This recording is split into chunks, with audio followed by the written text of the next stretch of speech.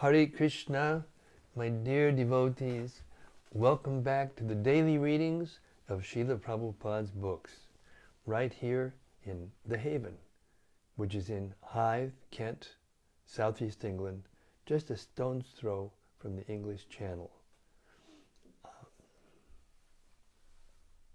Śrīmad-Bhāgavata Mahima Stotram by Srila Sanatana Goswami glorifies the Srimad-Bhagavatam and explains what the Bhagavatam is, very succinctly but very beautifully.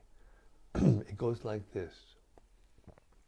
Sarva Shastrabdi Piyusha Sarva Vedaika Satpala Sarva Sedanta Ratnaja Sarva Lokaika Drik Prada.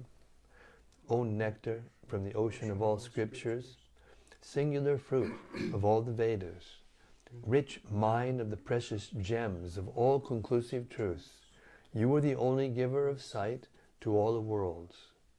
Sarva Bhagavata Purāṇa Śrīmad-Bhāgavata Prabho Kalidvanduditaditya Shri Krishna Parivartita. O life air of all the Supreme Lord's devotees, O Master Srimad-Bhagavatam, you are the sun risen in the darkness of Kali. You are the exact image of Sri Krishna. Paramananda Pataya Prema Varshakshadayate Sarvada Savasevyaya Sri Krishnaya Namostume. I bow down to you, who are supremely blissful to read. Your every syllable pours down a flood of prema. You can always be served by everyone. You are Sri Krishna himself. Madeka Bando Mad Sangin Mad Guru Mad Mahadana Manistadaga Mad Bhag Mad Ananda Namostute. My only friend, my constant companion, my spiritual master, my great wealth, my savior, my good fortune, my source of ecstasy, I bow down to you. Asadu sadhu tadayin atini chochatakada hanamun chagadachin mam premna rit kantayokspura.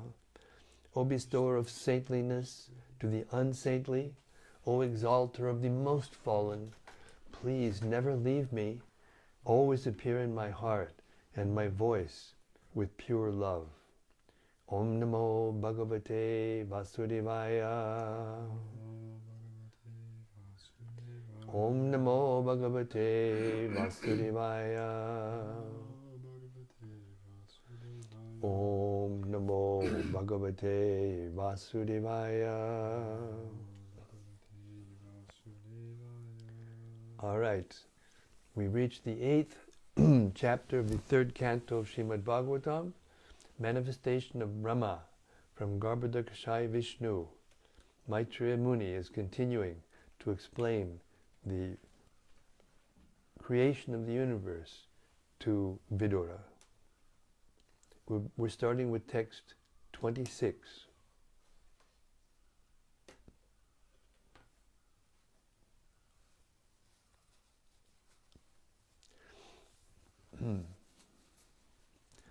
The Lord showed his lotus feet by raising them. His lotus feet are the source of all rewards.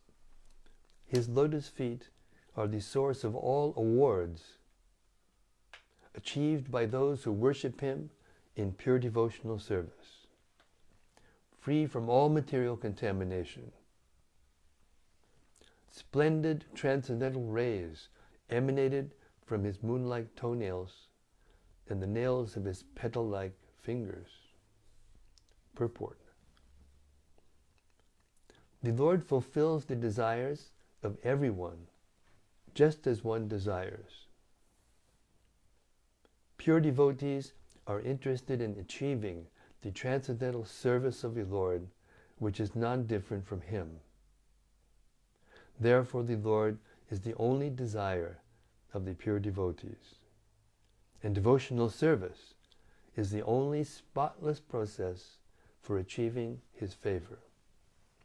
Srila Rupa Goswami says in his Bhakti Rasamrita Sindhu that pure devotional service is jnana karma jnanavritam.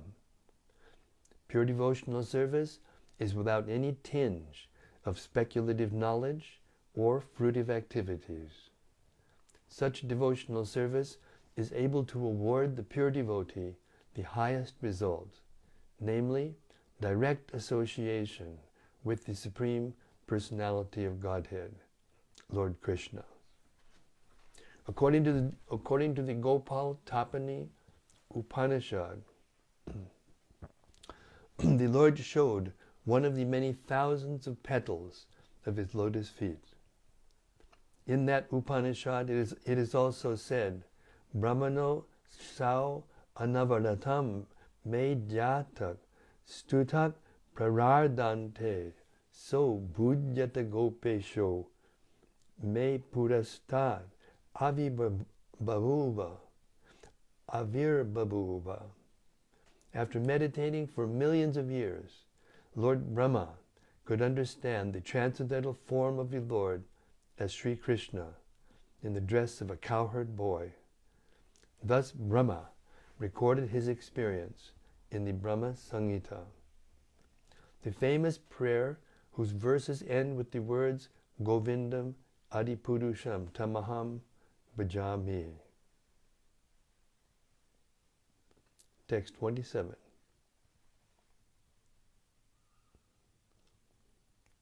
With his beautiful smile, the Lord acknowledged the service of his devotees and vanquished their distress. His face was so pleasing, reflecting his dazzling earrings and the rays emanating from his lips, and enhanced by the beauty of his nose and eyebrows. Purport. Devotional service to the Lord is very much obliging to him. There are many transcendentalists in different fields of spiritual activities, but devotional service to the Lord is unique. Devotees do not ask anything from the Lord in exchange for their service. Even the most desirable liberation is refused by devotees, although offered by the Lord. Thus the Lord becomes a kind of debtor to the devotees, and he can only try to repay the devotee's service with his ever-enchanting smile. The devotees are ever satisfied by the smiling face of the Lord, and they become enlivened. And by seeing the devotees so enlivened, the Lord himself is further satisfied. So there is continuous transcendental competition between the Lord and his devotees by such reciprocation of service and acknowledgement. Srila Prabhupada Ki Jai. Text 28. O my dear Vidura, the Lord's waist was covered with yellow cloth, resembling the saffron dust of the kadamba flower, and it was encircled by a well-decorated belt. His chest was decorated with the Srivats mark and a necklace of an unlimited value. Text 29. As a sandalwood tree is decorated with fragrant flowers and branches, the Lord's body was decorated with valuable jewels and pearls. He was the self-situated tree, the Lord of all others in the universe. And as a sandalwood tree is covered with many snakes, so the Lord's body was also covered by the hoods of Anantadev. Purport. The word avyakta mulam is significant here. Generally, no one can see the roots of a tree, but as far as the Lord is concerned, he is the root of himself, because there is no other separate cause of his standing but him. In the Vedas it is said that the Lord is swashraya. He is his own support, and therefore there is no other support for him. Therefore, avyakta means the Supreme Lord himself, and no one else. Text 30. Like a great mountain, the Lord stands as the abode for all moving and non-moving living entities. He is the friend of the snakes because Lord Ananta is his friend. As a mountain has thousands of golden peaks, so the Lord was seen with the thousands of golden helmeted hoods of Ananta Naga. And as a mountain is sometimes filled with jewels, so also his transcendental body was fully decorated with valuable jewels. As a mountain is sometimes submerged in the ocean water, so the Lord is sometimes submerged in the water of devastation. Text 31. Lord Brahma, thus looking upon the Lord in the shape of a mountain, concluded that he was Hari, the personality of Godhead. Brahma saw that the garland of flowers on the Lord's chest glorified him with Vedic wisdom in sweet songs and looked very beautiful.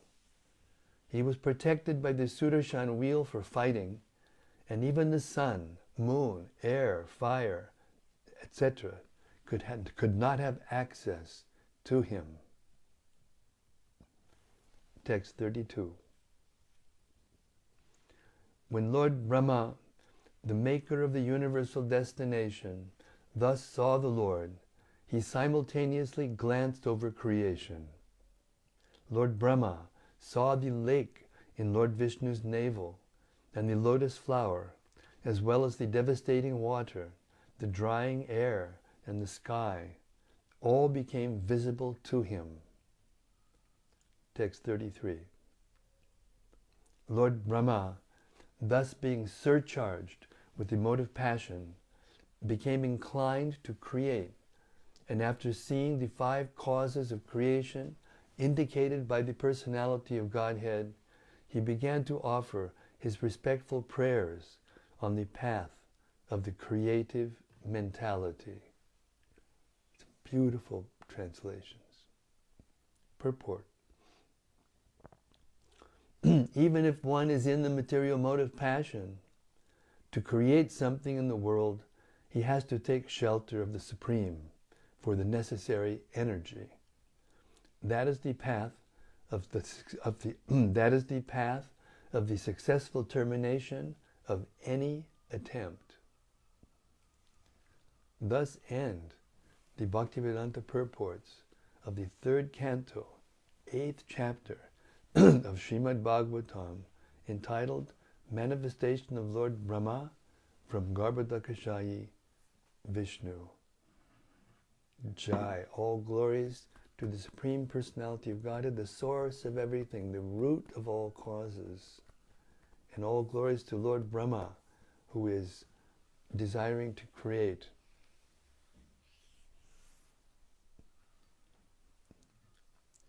Chapter 9. Brahma's prayers for creative energy.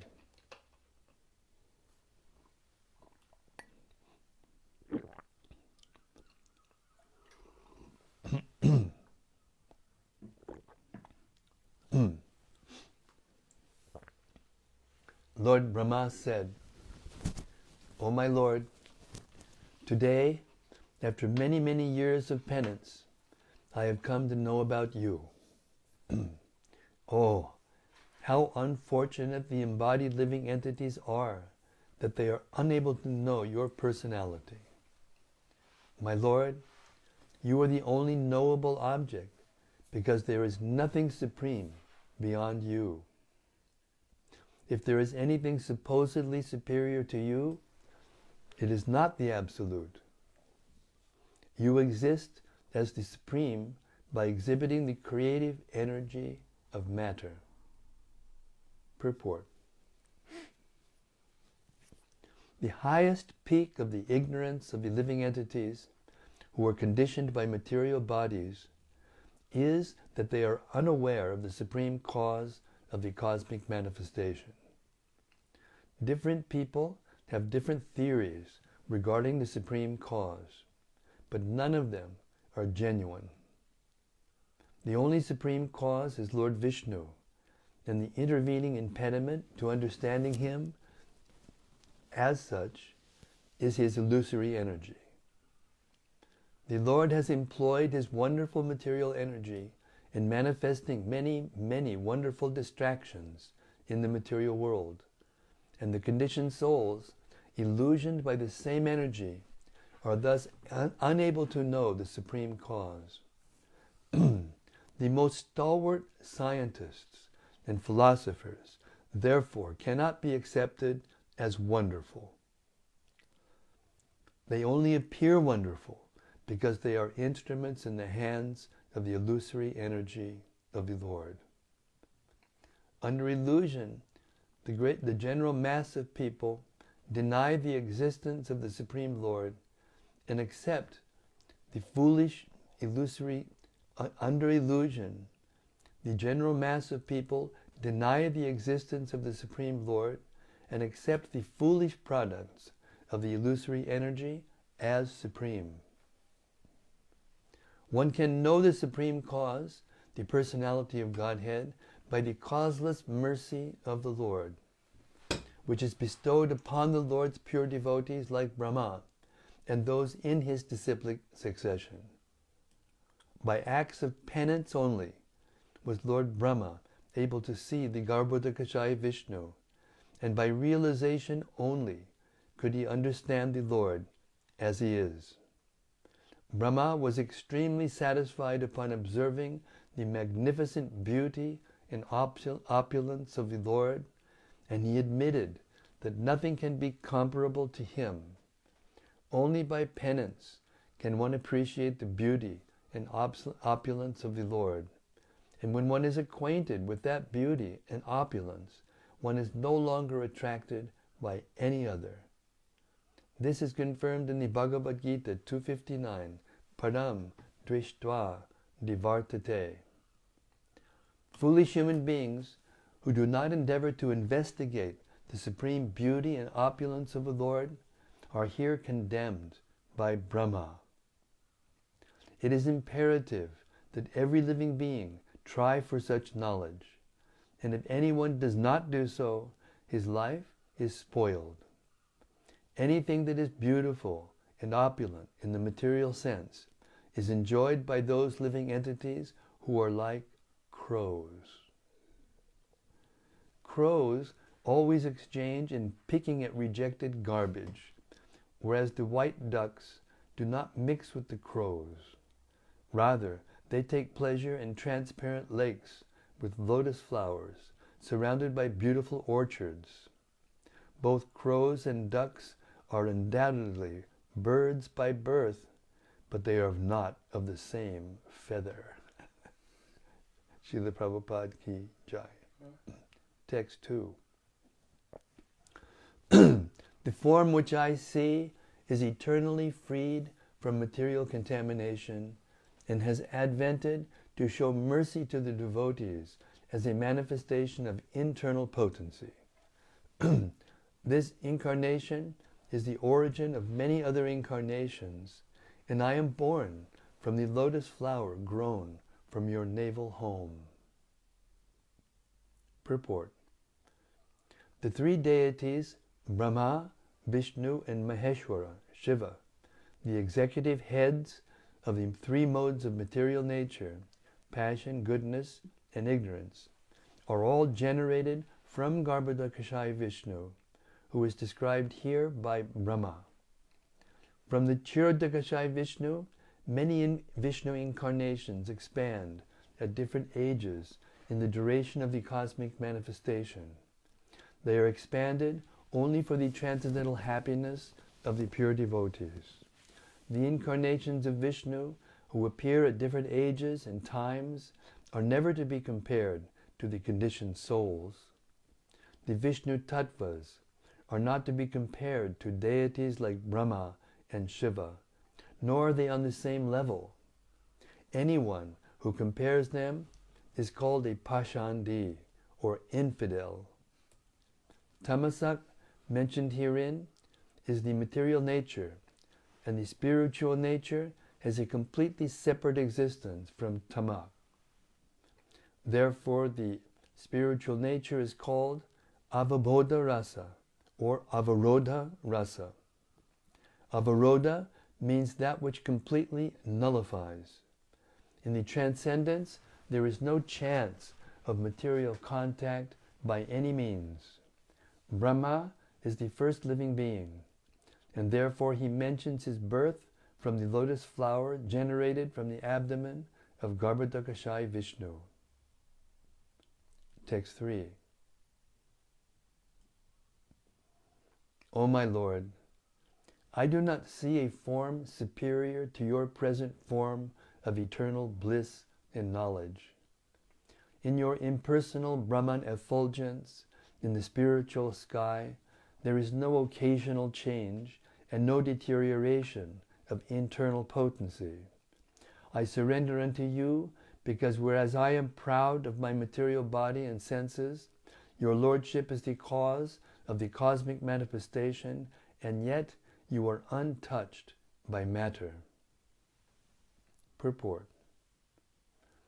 As stated in the Bhagavad Gita, 1855, Bhaktya mam abhijanati yavanyaschasmi tattvataha. The Supreme Personality of Godhead can only be partially known, and only by the process of devotional service to the Lord. Lord Brahma became aware that the Supreme Lord Krishna has many, many eternal blissful forms of knowledge. He has described such expansions of the Supreme Lord Govinda in his Brahma Samhita 533 as follows. Advaitam achyutam anadim anantarupam adyam Purāṇa purusham navayovanam cha vedeshu durlabam adurlabam atma bhaktau govindam adipurusham tamaham bhajami. I worship Govinda, the primeval Lord, who is non-dual and infallible. He is the original cause, the cause of all causes, who expands in many, many forms. Although he is the oldest personality, he is ever youthful, unaffected by old age. That Supreme Personality of Godhead cannot be known by the academic wisdom of the Vedas. One has to approach the pure devotee of the Lord to understand him.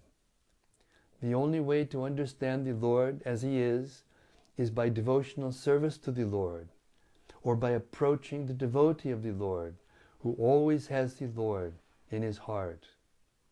By devotional perfection, one can understand that the impersonal Brahmajyoti is only a partial representation of the Supreme Personality of Godhead, Lord Krishna, and that the three Purusha expansions in the material creation are his plenary portions. In the spiritual sky of the Brahmajyoti, there is no change of various kalpas or millenniums, and there are no creative activities in the Vaikuntha worlds. The influence of time is conspicuous by its absence. The rays of the transcendental body of the Lord, the unlimited Brahmajyoti, are undeterred by the influence of the material energy. In the material world also, the initial creator is the Lord himself. He brings about the creation of Brahma, who becomes the subsequent creator, empowered by the Lord. Text 4.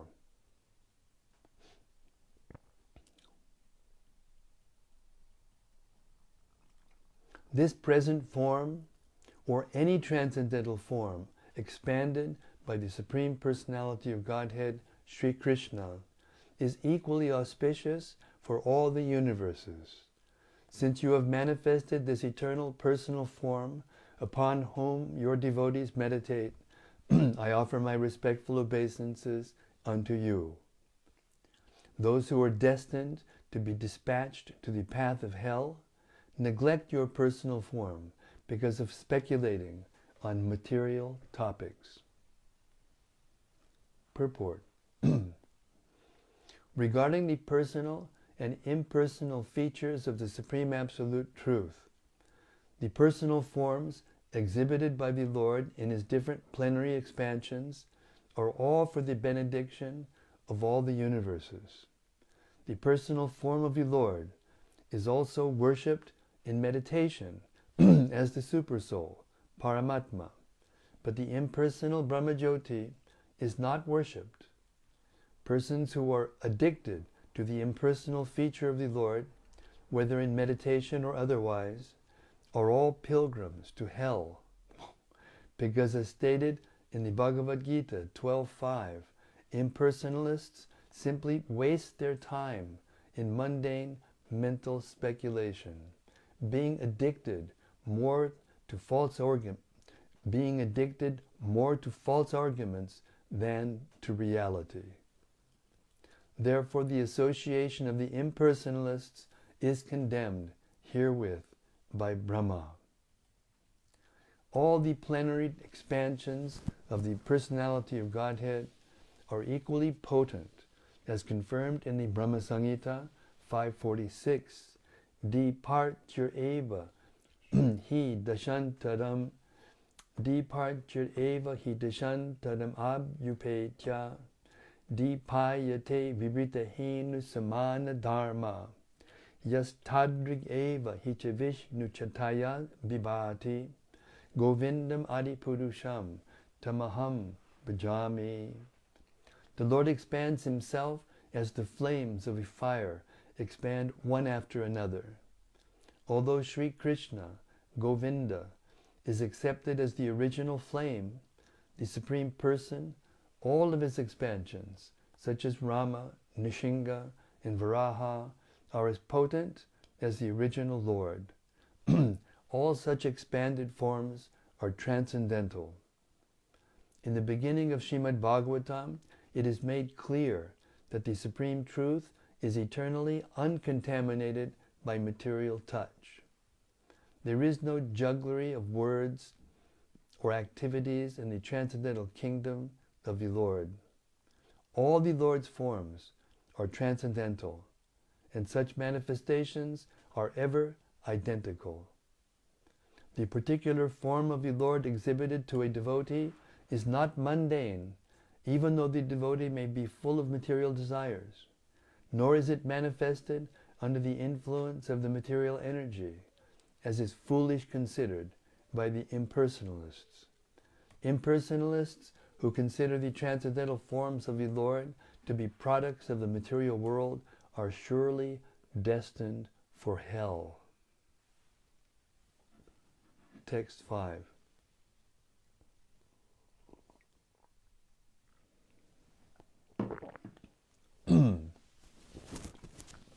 O my Lord, persons who smell the aroma of your lotus feet, carried by the air of Vedic sound through the holes of the ears, accept your devotional service.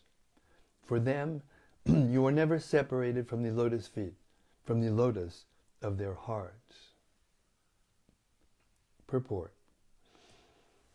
For the pure devotee of the Lord, there is nothing beyond the lotus feet of the Lord. And the Lord knows that such devotees do not wish anything more than that. The word "tu" specifically establishes this fact. The Lord also does not wish to be separated from the lotus hearts of those pure devotees. That is the transcendental relationship between the pure devotees and the personality of Godhead. Because the Lord does not wish to separate Himself from the hearts of such pure devotees, it is understood that they are specifically dearer to Him than the impersonalists. The relationship of the pure devotees with the Lord develops because of devotional service to the Lord on the authentic basis of Vedic authority. Such pure devotees are not mundane sentimentalists, but are factually realists, because their activities are supported by the Vedic authorities who have given oral reception to the facts mentioned in the Vedic literatures. The word paraya is very significant. Para-bhakti, or spontaneous love of God, is the basis of an intimate relationship with the Lord. This highest stage of relationship with the Lord can be attained simply by hearing about Him, His name, form, qualities, and so on, from authentic sources like the Bhagavad Gita and Śrīmad-Bhāgavatam, recited by pure, unalloyed devotees of the Lord. Text 6. O my Lord, the people of the world are embarrassed by all material anxieties. They are always afraid. They always try to protect their wealth, body, and friends. They are filled with lamentation and unlawful desires concerning their paraphernalia, and they avariciously base their undertakings on the perishable conceptions of my and mine. As long as they do not take shelter of your safe lotus feet, they are full of such anxieties. Purport. One may question how one can always think of the Lord in regard to His name, fame, qualities, and so on, if one is embarrassed by thoughts of family affairs. Everyone in the material world is full of thoughts about how to maintain his family, how to protect his wealth, how to keep pace with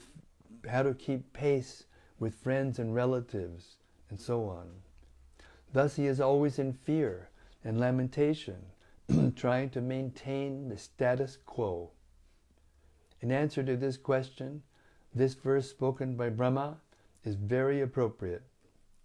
A pure devotee of the Lord never thinks of himself as the proprietor of his home.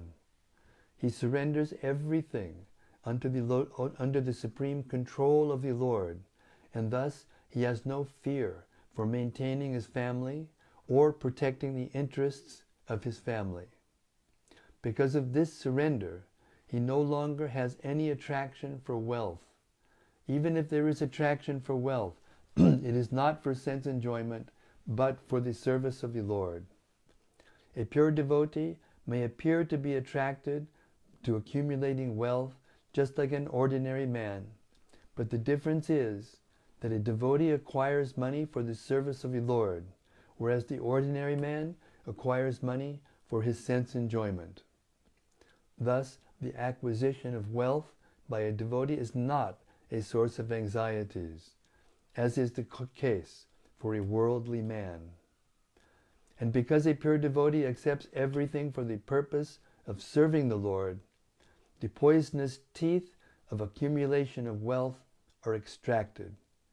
If a snake has its poisonous feet removed and then bites a man, there is no fatal effect. Similarly, wealth accumulated for the cause of the Lord has no poisonous teeth, and the effect is not fatal. A pure devotee is never entangled in material, worldly affairs, even though he may remain in the world like an ordinary man. Text 7.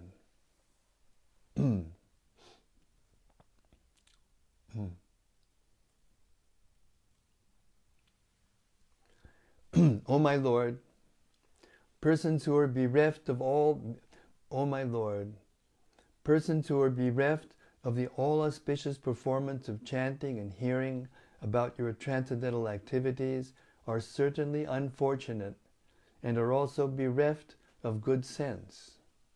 They engage in inauspicious activities, enjoying sense gratification for a very little while. Purport. The next question is why people are against such auspicious activities as chanting and hearing the glories and pastimes of the Lord, which can bring total freedom from the cares and anxieties of the material existence. The only answer to this question is that they are unfortunate because of supernatural control due to their offensive activities performed simply for the sake of sense gratification. The Lord's pure devotees, however, take compassion upon such unfortunate persons and, in a missionary spirit, try to persuade them to take to the line of devotional service. Only by the grace of pure devotees can such unfortunate men be elevated to the position of transcendental service. So it's 7:55. We started a little early today, so we're going to stop here. And tomorrow we'll start at text 8.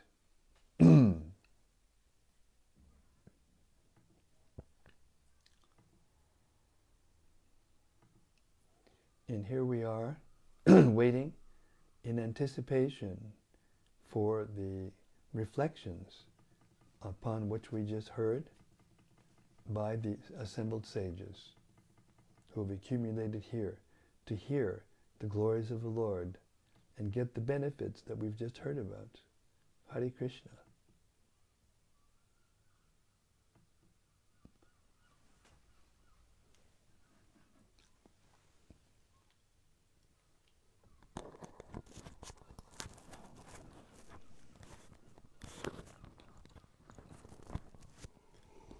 First this evening is Sudevi Dasi. Hare Krishna, Sudevi Dasi. Hare Krishna Maharaj, please accept my humble obeisances. Glories to Srila Prabhupada's books. All glories to these wonderful transcendental literatures given to us by love, by Srila Prabhupada. And from Bhakti Noel. Hare Krishna, Bhakti Noel. Hare Krishna, dear Maharaj. Jai Ho. And from Rati Manjari. Hare Krishna, Rati, welcome back. I hope you had a good time in Bangladesh. She says, Jai Guru, Jai Guru Maharaj, back in the shelter. Hare Krishna, welcome back. And from Bhakta Rupa. Oh yes, Bhakta Rupa. He says, thanks for reading, Maharaj. Very grateful to be with you.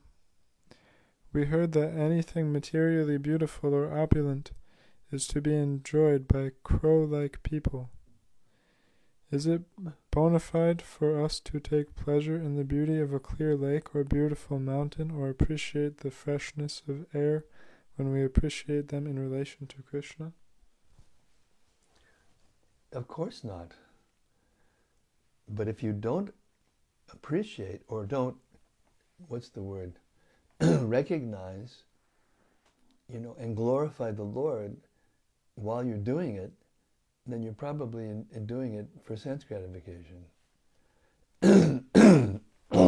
Excuse me. So, it's not that we don't see things, and it's not that we don't appreciate the beauty. But when we see things, we remember automatically, if we're Krishna conscious, that these are energies of Krishna. And then we think how beautiful Krishna must be if we haven't seen him face to face yet, that is, as Brahma is seeing him face to face. And then we are overwhelmed with that beauty, and everything else seems pale in comparison. So it's not wrong. It's the same answer, actually, that we've been hearing from Lord Brahma, that even if a person is in material existence and living with family and paraphernalia, he doesn't consider those things to be his. He considers them to be Krishna's and to be for the purpose of Krishna's enjoyment.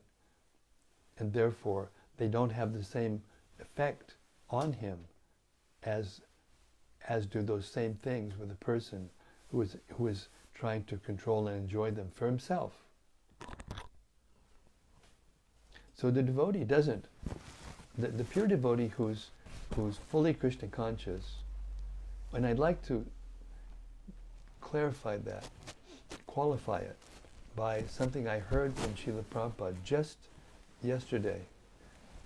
He said that The definition of pure devotee is a devotee that is free from ulterior motives. And then he said, he may be a first class, second class, or even third class devotee. But he's a pure devotee if he doesn't have ulterior motives for what he's doing. If he's doing what he's doing for Krishna's satisfaction only, he's a pure devotee. He may be a neophyte. He may be a brand new devotee. Therefore, Prabhupada said, even the most neophyte devotee of this movement is higher than the Pope. Hare Krishna.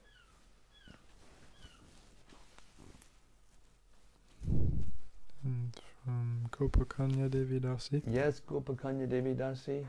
Jai Maharaj, Hare Krishna to you and all assembled sages. All glories to Srila Prabhupada and Śrīmad-Bhāgavatam. Jai, all glories to Śrīmad-Bhāgavatam, the Rasa Shastra. All the Shastras that were compiled by the associates of Lord Chaitanya Mahaprabhu and their followers are all based on the Srimad-Bhagavatam. The Bhagavatam is the basis of all Rasa Shastra, and therefore it says in the prayers by Sanatana Goswami that every syllable is pouring forth prema. Hare Krishna. From Ananda Murti Devi Dasi. Yes, Anandamurti. Dear Guru Maharaj and all assembled devotees, please accept my humble obeisances. All glories to Srila Prabhupada. All glories to His divine grace. Thank you so much for reading Śrīmad-Bhāgavatam every day. Yes, this is Srila Prabhupada's desire. And we should humbly try to fulfill Srila Prabhupada's desire, and he will give us literally everything. Hare Krishna. And from Yadutama. Yes, Nidutama. Haribo, Haribo. Haven't heard from you for a while. Hare Krishna Gurudev, my obeisances to you and all glories to Srila Prabhupada. Blessed to be with the reading crew tonight. It is very interesting how Lord Brahma is condemning material speculation through these prayers. Did Lord Brahma see how the universe would be rife with such speculators in the future, and therefore is instructing us through these prayers? Well, I can't read the mind of Lord Brahma. It's offensive to try to read the mind of a person who is exalted to that degree, but we are sure that he is appreciating that it's all going to happen by the Lord's mercy. That much is for sure. Whether or not he's seeing that in the future or not, he can definitely see past, present, and future, but whether he's thinking like that as he's offering these prayers to Krishna, that's beyond my pay grade, because we shouldn't speculate on the mind of Brahma. Maybe he will say something more explicit further along on his prayers. Hare Krishna. And from Rati Manjari. Yes, Rati. Dear Guru Maharaj, please accept my respectful obeisances. All glories to Srila Prabhupada. Jai Srila Prabhupada. Yes, we had a wonderful time in Radhadesh, recording the next video clip for the Sri Gurvastaka prayers. The devotees who participated in singing and dancing were very talented and joyful, which made the whole experience truly delightful. Nice. Now we will enter the next phase of the editing. Thank you for giving us your blessings for the success of this creative endeavor. Hare Krishna, may it be so. So be it. And from Subbarao Rajagopal. Yes, Subbarao. Hare Krishna Maharaj, please accept my humble obeisances and all glories to Srila Prabhupada. Jai Srila Prabhupada. Thank you for your daily reading of Srila Prabhupada's books. Again, I see in the purport 397, Prabhupada is emphasizing the Shravanam and Kirtanam, and highlighting the absence of them leads to anxiety. Exactly. Thanks for pointing out the essence of these prayers. Thank you very much. Rati Manjari? Yes, Rati. She says, it feels good to be at the daily readings again tonight. Thank you for giving a foundation to my days and to my life. Hare Krishna. The pleasure is all mine. From Vrajaloka Devi Dasi. Yes, Vrajaloka. Hare Krishna, dear Guru Maharaj, please accept my humble obeisances. All glories to Srila Prabhupada. Thank you for today's reading. Very beautiful verses and explanations we heard today. I was thinking about what we read in verses 26 and 27 and their explanations about the service of the Lord. Srila Prabhupada mentions that the transcendental service of the Lord is not different from the Lord himself. Also, the description of the explanation in verse 27 about the transcendental competition between the Lord and his devotees was very nice. Yes. Quote, devotional service to the Lord is very much obliging to him. There are many transcendentalists in different fields of spiritual activities, but devotional service to the Lord is unique. Devotees do not ask anything from the Lord in exchange for their service. Thus the Lord becomes a kind of debtor to the devotees, and he can only try to repay the devotees' service with his ever-enchanting smile. The devotees are ever satisfied by the smiling face of the Lord, and they become enlivened. And by seeing the devotees so enlivened, the Lord himself is further satisfied. Unquote. It was good to hear these beautiful descriptions, and it helped me to be able to remember and be more conscious about how special the opportunity we get from Srila Prabhupada, from our spiritual masters, that we too can come into direct contact with the transcendental service of the Lord, that is, the Lord himself. Your servant, Vrajaloka. Thank you very much. That was a lovely reflection and is the essence of the prayers of Lord Brahma and the Śrīmad-Bhāgavatam. Thank you very much. Hare Krishna. And from Gauranga Gopal. Yes, Gauranga Gopal. Hare Krishna Maharaj, please accept my humble obeisances. All glories to Srila Prabhupada. I really like the point made in purport to verse 6, where Srila Prabhupada says that, quote, a pure devotee may be attracted to accumulating wealth, just like an ordinary man, but the difference is that a devotee acquires money for the service of the Lord, whereas the ordinary man acquires money for his sense enjoyment. The distinction is subtle for most people, but for the devotees it is so natural. Also, in the next verse, we hear of the unfortune of those who are bereft of the all-auspicious performance of chanting and hearing about the activities of the Lord. Indeed, nowadays everyone is chanting and hearing about some mundane people's glories or infamy. Currently, one of the most prominent katha online is the battle in court between two divorced movie superstars who are fighting over fame and wealth. Everyone's minds are totally absorbed in such activity, and it pollutes everyone's consciousness, including my own. I am so unfortunate that I am still attracted in hearing about such gossips, and not by the unlimited attraction of the Lord, who can reciprocate unlimitedly.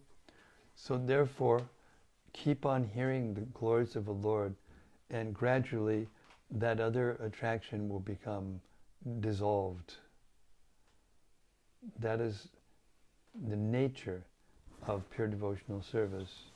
Even if we still are contaminated, if we continue to do this service based on the order of our spiritual master and the Shastras, then eventually it will become spontaneous hearing, and we will lose our taste for this material world, and it will become disgusting. These kinds of, whatever it is that you were talking about. Hare Krishna. And from Rati Manjari. Yes, Rati. About the reading tonight, I liked how the first thing Lord Brahma said when he saw was, quote, Oh, how unfortunate the embodied living entities are, that they are unable to know your personality. Unquote. Very kind of us, very kind of him, how he immediately thought of us. Yes. And that is pure devotional service. Prahlad Maharaj is famous for the verses he spoke to Lord Nrsimhadev,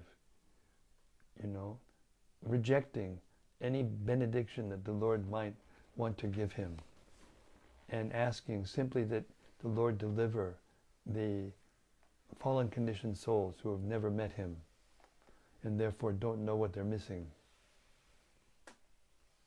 Because they've never seen the Lord, they think that the material world is beautiful. It's beautiful because it is a reflection of the Lord's beauty. So one who can see it like that can better appreciate even the beauty of the world, but not become attached to it, not become attracted to it, not try to enjoy it, because it's there for the pleasure of the Lord to be used in devotional service. We can spiritualize everything if we reconnect it with the Lord. The Lord has the capacity to turn matter into spirit and spirit into matter at will.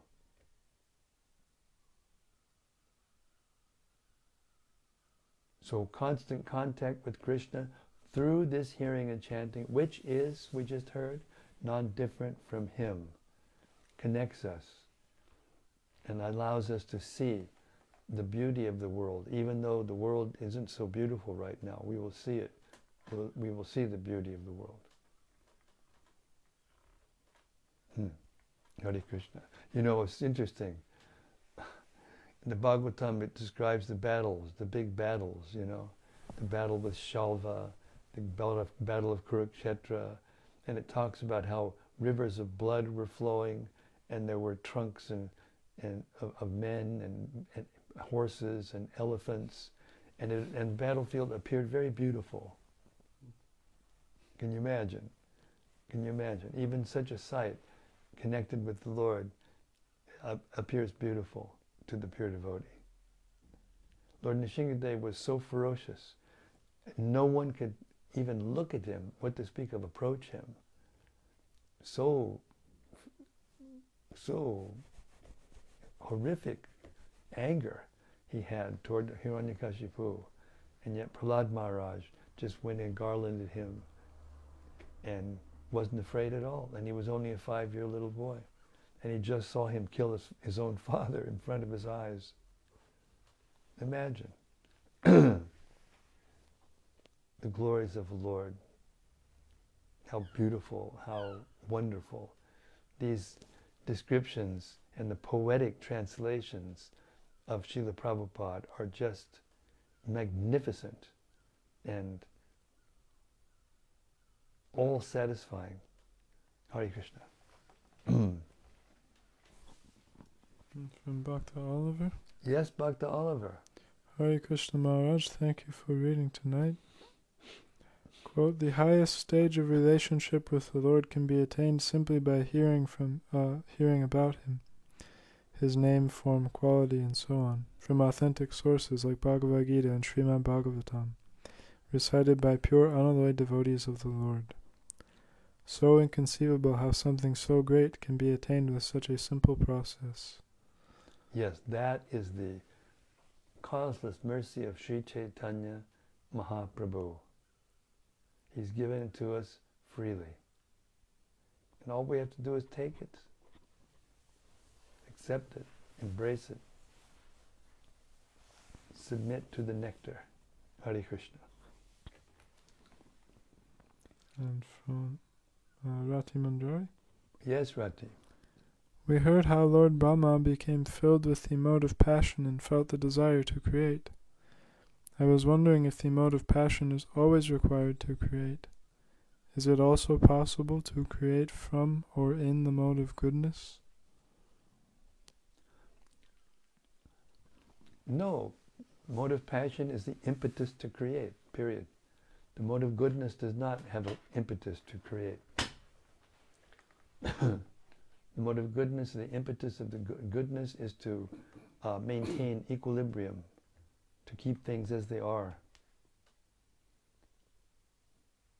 Of course, the materialists, they're attached, so they want to keep things the way they are just because they're attached. But that also shows that the mode of goodness is also one of the modes of nature, and it's one of the modes of nature that needs to be transcended. It is said that when a person becomes intoxicated, if he's in the mode of passion, he'll run out on the street with a lampshade on his head, naked, or does something crazy like that. And one in the mode of ignorance will just do something, self-destructive and foolish. And one in the mode of ignorance will lie down and just, meditate on the ceiling or something. So these modes of nature are there, and they affect everything. We have to become free from the modes of nature, even the mode of goodness, so we can see the Lord face to face. Hare Krishna. The beauty of the Lord's form described in these verses is it's unimaginable, but we don't have to imagine it because it's right there in the verses by the grace of Srila Prabhupada and his pen. Hare Krishna. From Anandamurti. And his goodwill. Yes, Anandamurti. I am always thinking my and mine. But Krishna consciousness is the process of giving up such an idea as described by Lord Brahma today. These readings make me fix myself to the basic idea of everything is the property of the Lord. Devotees use everything for devotional service. Yes, and it's as easy as that. To think like that is as easy as that. Rather than just thinking this is my whatever, think it's Krishna's. Simple. Easy. Effortless. Prabhupada said the only thing you have to give up is your suffering. And the material energy is so strong that it makes suffering seem like it's enjoyment. And therefore the conditioned soul doesn't want to leave a place of suffering. It's our duty, therefore, to give this knowledge to others, to make an effort to do that. And that will allow us to see the difference between devotional service and sense gratification. Hare Krishna. And from Daityari Hari. Yes, Daityari Hari. Hare Krishna Maharaj, thanks for tonight's reading. I really like the point, quote, impersonalists simply waste their time in mundane mental speculation because they are more addicted to false arguments than to reality. Yes. They're called sharks and alligators in the ocean of this material existence, these false arguments.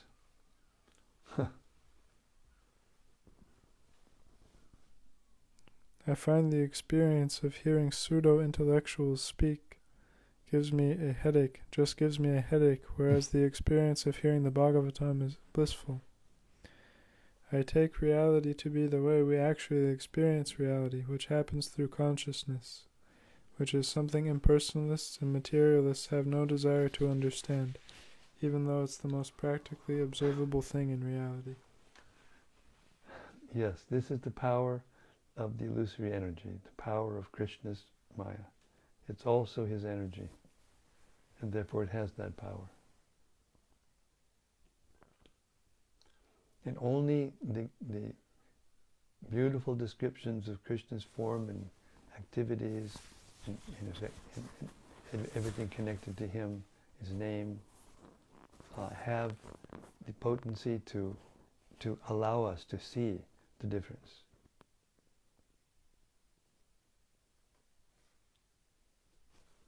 And from Rati Manjari? Yes, Rati. Thank you, Guru Maharaj, for giving us your daily darshan and opportunity to inquire and to share. Hare Krishna, thank you very much. It's my pleasure entirely. Thank you all for these wonderful reflections. They were so astute and allowing us to take the jewels of these purports and look at them again and enjoy the effulgence and the brilliance of their thoughts. Thank you so much. Śrīmad-Bhāgavatam ki jai. Samaveda Bhakta Vrinda ki jai. Gaur Premanandi Hari Hari Bol. See you tomorrow night, same time, same place, same topic, as Lord Brahma continues his prayers after seeing the Lord face to face, after performing penance and austerity in devotion. See you tomorrow. Hare Krishna.